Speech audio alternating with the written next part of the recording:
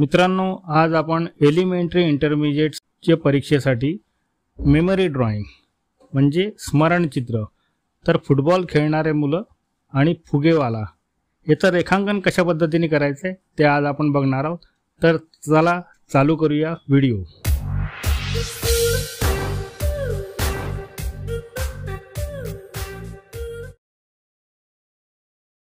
तर मित्रांनो, या ठिकाणी मी काही ओव्हल काढतोय, सर्कल काढतोय।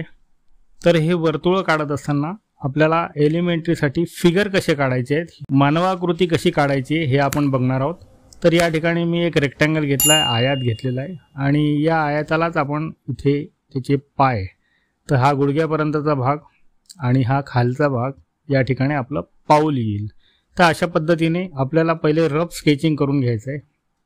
नेहमी लक्षात ठेवा की ज्यावेळेस पण तुम्ही मेमरी ड्रॉइंग कराल, स्मरणचित्र काढाल, तेव्हा रफ स्केचेस करून घ्यायचे आहेत। कोणतं स्केच, कोणची फिगर किंवा मानवाकृती कुठे बसेल हे आपल्याला ठरवून घ्यायचं आहे आणि त्या पद्धतीने त्याच्या ॲक्शन्स आल्या पाहिजे, त्याच्या मूवमेंट आल्या पाहिजे, त्यांच्या हालचाली दिसल्या पाहिजे। तर आपण इथे दुसरी फिगर काढणार आहोत, दुसरं मानव, इथे एक मुलगा आपण काढणार आहोत। तर या ठिकाणी मी फुटबॉल खेळणारे मुलं, तर त्यांच्या ॲक्शन्स कशा येतील हे या ठिकाणी मी दाखवतोय। नेहमी लक्षात ठेवा की फिगर काढताना ॲक्शन्स दिसल्या पाहिजे, त्यांच्या हालचाली दिसल्या पाहिजे। तर या ठिकाणी मी एक फुटबॉल काढलेला आहे, मागच्या साईडला एक फिगर मी काढेल, एक मुलगा मी काढेल, त्या ठिकाणी तो एक ॲक्शन करून उभा आहे आणि समोरचे ज्या फिगर्स असतील, समोरचे जे मानवाकृती असतील, या मुलांचे स्केचेस असतील, ते आपल्याला मोठे काढायचे आणि मागच्या साईडला आपल्याला छोटे काढायचे। याला यथार्थ दर्शन किंवा पर्स्पेक्टिव्ह असं म्हणतात। तर मित्रांनो, या सगळ्या गोष्टी आपल्याला या ठिकाणी दाखवायच्या आहे, तरच तुम्हाला चांगली ग्रेड मिळेल। तर सर्वप्रथम मी या ॲक्शन्स इथे काढून घेतोय, मुलांचे स्केचेस इथे काढून घेतोय आणि हे स्केचेस काढल्यानंतर याला आपण डिटेल करू। साधारणतः इथे मी जिथे स्केचेस करणार आहे, जवळजवळ 5 स्केचेस मी करणार आहे। तर हे 5 स्केचेस झाल्यानंतर आपल्या लक्षात येईल की हे स्केचेस साधारणतः 10 ते 12 मिनिटांमध्ये कंप्लीट झाले पाहिजे। तर पूर्ण ज्या फिगर्स आहे किंवा मागचं बॅकग्राऊंड आहे हे सगळं करत असताना आपल्याला जास्तीत जास्त 20 मिनिटं लागले पाहिजे। 20 ते 25 मिनिटं या ठिकाणी आपल्याला वेळ लागला पाहिजे, कारण आपल्याला ते रंगवायचं पण आहे। तर रंगवायचं असेल तर कशा पद्धतीने रंगवायचं ते पण मी पुढच्या भागामध्ये तुम्हाला सांगेलच। तर हे जे ट्युटोरियल आहे, हा जो डेमो आहे, या ठिकाणी तुम्ही बघू शकता। मी फुटबॉल बघा कसा एकदम सोप्या पद्धतीत काढलेला आहे, मुलांना हे जमत नाही। तर या ठिकाणी आपण हा फुटबॉल तयार केलेला आहे। आता यांचं डिटेल आपण करू, यांचे ड्रेस जे आहेत ते आपण तयार करू। तर या ठिकाणी मी फ्रंटला असलेली जी फिगर आहे त्याचा ड्रेस मी तयार केलेला आहे, हात काढलेले आहे। आता चेहरा आपण काढत असताना जी एक रेष मारलेली आहे मी साईडला डाव्या बाजूला, त्या ठिकाणी 3 भाग केलेले, मधल्या भागामध्ये नाक येईल। अशा पद्धतीने आपण हे स्केचेस करणार आहोत। तर मित्रांनो, या ठिकाणी जे मी स्केचेस करतोय, जे मी फिगर काढतोय, जे चित्र मी या ठिकाणी चित्रांकित करतोय ते आपण आवर्जून बघायला पाहिजे। हात कसे असले पाहिजे, त्याची बोटं दाखवण्याची गरज नाही आहे, ही गोष्ट आपल्याला लक्षात घ्यायची आहे। आणि या ठिकाणी मी फुल पॅन्ट काढलेले आहेत चित्र करत असताना, तर खाली त्यांनी बूट घातलेले आहेत। तर अशा पद्धतीने या पॅन्ट आपल्याला इथे दिसतील, त्याचे फोल्ड लक्षात घ्यायचे आहेत। तर मित्रांनो, हे स्केचेस आपण रोज केले पाहिजे, तरच आपल्याला या गोष्टी लक्षात येतील की स्केचेस कसे करायचे, फिगर कशा काढायच्या, मानवाकृती कशा काढायच्या हे आपल्याला लक्षात येईल। मागची फिगर करत असताना पण याच गोष्टी आपल्याला लक्षात घ्यायच्या।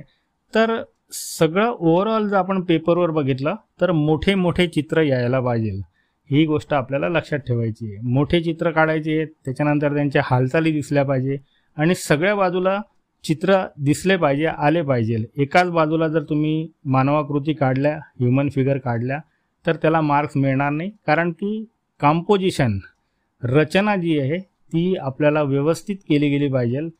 जर रचना व्यवस्थित नसेल तर ते चित्र चांगलं दिसत नाही। तर या ठिकाणी आपल्याला ही गोष्ट लक्षात घ्यायची आहे। आणि पेन्सिल जी मी वापरतोय ती HB ची पेन्सिल वापरतोय। चित्र काढताना नेहमी आपल्याला लाईट पेन्सिलचा यूज करायचा आहे आणि सगळं चित्र झाल्यानंतर याला पूर्णपणे खोडून टाकायचं आहे, पूर्णपणे म्हणण्याचा अर्थ असा की लाईट दिसलं पाहिजे, पुसटसं दिसलं पाहिजे, तर आपण याच्यावर रंगकाम चांगल्या पद्धतीने करू शकतो. तर मित्रांनो, या ठिकाणी मी फक्त स्केचेस करून दाखवतोय, कारण की स्केचेसच जर आले नाहीत, आपल्याला जर मानवाकृती काढताच आल्या नाहीत, तर आपल्याला पुढचं चित्र रंगवणं फार कठीण जाईल. आता दुसरा जो विषय आहे इथे फुगेवाला, तर या ठिकाणी मी फक्त फुगेवाला आपल्याला करून दाखवतोय, त्याच्यासोबत मुलं पण दाखवणार आहे. पण फुगेवाला करत असताना हा मोठा माणूस आहे आणि त्याच्या बाजूला फुगे घेणारे जे मुलं आहेत ते लहान आहेत, वयाने लहान आहेत. तर यांचं प्रपोर्शन कसं घ्यायचं, तर या ठिकाणी आपण बघू शकता. तर या ठिकाणी याने एक जब्बा घातलेला आहे असं मी दाखवतो साधारणतः, आणि फुगेवाला असल्यामुळे त्याला दाढी वगैरे असेल. थोडासा आपण विचार करू, स्मरणचित्राचा या ठिकाणी आपण विचार करायला पाहिजे की स्मरणात आपल्याला या गोष्टी आपण बघितलेल्या आहेत, किंवा नसतील बघितल्या तर तुम्ही या कल्पनेने सुद्धा काढू शकता. तर या ठिकाणी त्याचा हात समोरच्या बाजूला आहे आणि दुसरा जो हात आहे त्याने तो फुगे देतोय. तर अशा पद्धतीने त्याच्याजवळ एक काठी आहे आणि त्याला फुगे आहेत. तर या ठिकाणी आपण बघू शकतो की आता त्याचा चेहरा मी बनवतोय. हा चेहरा बघा कशा पद्धतीने बनवलेला आहे. तर आता लहान लहान मुलं फुगे घ्यायसाठी आलेले आहेत आणि त्यांच्या ॲक्शन्स कसे असतील, ते काय दाखवत आहे, तर ॲक्शन्स दिसल्या पाहिजे. या गोष्टी आपल्याला आवर्जून लक्षात ठेवायच्या. मी परत तीच गोष्ट सांगतोय की मुलांनो, जर तुम्हाला स्मरणचित्र करायचं असेल, मेमरी ड्रॉइंग काढायचं असेल, तर त्यांच्या हालचाली दिसल्या पाहिजे, मुवमेंट दिसल्या पाहिजे. जसा फुगेवाला फुगा देतो आहे, हा मुलगा काहीतरी दुसरा फुगा दाखवतो आहे, अशा पद्धतीने यांच्या हालचाली आपल्याला दिसल्या पाहिजे. त्याच्यातून एक असं चित्रित झालं पाहिजे की आपण काहीतरी गोष्ट निर्माण करतो आहे. तर अशा पद्धतीने आपल्याला चित्र काढायचं आहे. नुसते मठ्ठसारखे उभे असलेले चित्र काढू नका, त्याला काहीही ग्रेड मिळणार नाही, मार्क्स मिळणार नाहीत. तर याचे पाय मी काढलेले. पाय काढत असताना नेहमी लक्षात ठेवा, तर खालचा भाग जो आहे तो निमुळता येतो, तिथे बूट असतात, वरती मांडीकडचा भाग जाड असतो. तर त्याच्या बाजूला एक मुलगी आहे, ती थोडीशी वयाने जास्त आहे, मोठी आहे, आणि या ठिकाणी तिचा स्कर्ट, या ठिकाणी तिचा फ्रॉक स्कर्ट जे काय आपण काढू ते या ठिकाणी मी दर्शवलेलं आहे. तर याला म्हणतात ओव्हरलॅपिंग. हे जे मी काढलेलं आहे की पहिला मुलगा जो दिसतोय तो फ्रंटला दिसतोय आणि मागची मुलगी त्याला ओव्हरलॅप झालेली आहे, म्हणजे त्याच्या मागे आहे थोडीशी. तर अशा पद्धतीने हा फुगेवाला त्याला फुगा देतोय. चित्र काढत असताना परत एक गोष्टी रूपाने दिसलं पाहिजे, आपण त्याची एक कथासारखं तयार करू शकलो पाहिजे, अशा पद्धतीने चित्र आलं पाहिजे. याचं बॅकग्राऊंड जे आहे ते पण मी थोडंसं करून दाखवणार आहे. या ठिकाणी एक मोठी मुलगी दाखवलेली आहे. तर ही काढत असताना ही साईड पोज.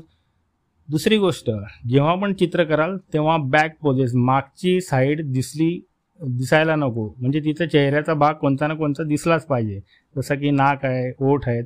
तर अशा पद्धतीने आपलं चित्र झालं पाहिजे. जर बॅक फिगर काढाल, पाठमोरी फिगर जर तुम्ही चित्र काढाल तर त्याला मार्क्स मिळत नाहीत. तर या गोष्टी आपल्याला लक्ष द्यायचं आहे, लक्षपूर्वक या गोष्टी करायच्या. तर या ठिकाणी बघा, ही थोडी मोठी मुलगी आहे, वयाने थोडीशी मोठी असल्यामुळे तिने जीन्सची पॅन्ट घातलेली आहे. जीन्सची पॅन्ट या ठिकाणी मी काढतोय. तर ती पण काहीतरी सांगते की हा नको तो फुगा घे, अशा पद्धतीचं काहीतरी वक्तव्य करते आहे. तर आणखीन मागच्या साईडला आणखीन एक मुलगा मी या ठिकाणी काढलेला आहे. तर तो मुलगा काढत असताना त्या दोघांच्या गॅप, म्हणजे मधली जी बाजू आहे, या ठिकाणी मी काढलेला आहे.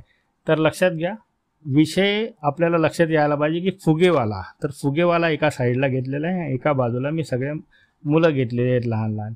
बाजूला त्याच्या झाड आहे आणि हा फुगेवाला ज्या ठिकाणी फुगे विकायला आला आहे त्या ठिकाणी थोड्या काही झोपड्या दिसत आहेत, झाडं दिसत आहेत. तर अशा पद्धतीने हा फुगेवाला इथे फुगे विकत घेतो आहे.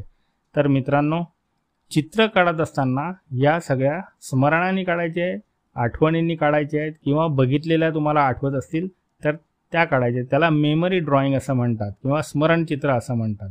तर पुढच्या भागात मी हे सगळे चित्र तुम्हाला रंगवून दाखवणार आहे.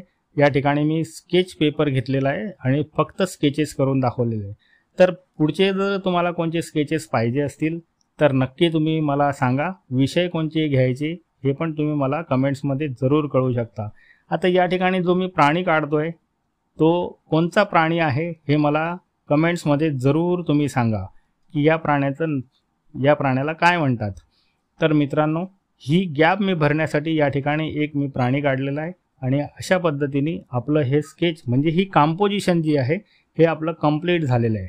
तर मित्रांनो, असेच नवनवीन व्हिडिओ बघण्यासाठी माझ्या चॅनलला तुम्ही लाईक, सबस्क्राईब आणि बेल आयकॉनची घंटी जरूर वाजवा। चला भेटूया पुढच्या व्हिडिओत। Thank you very much.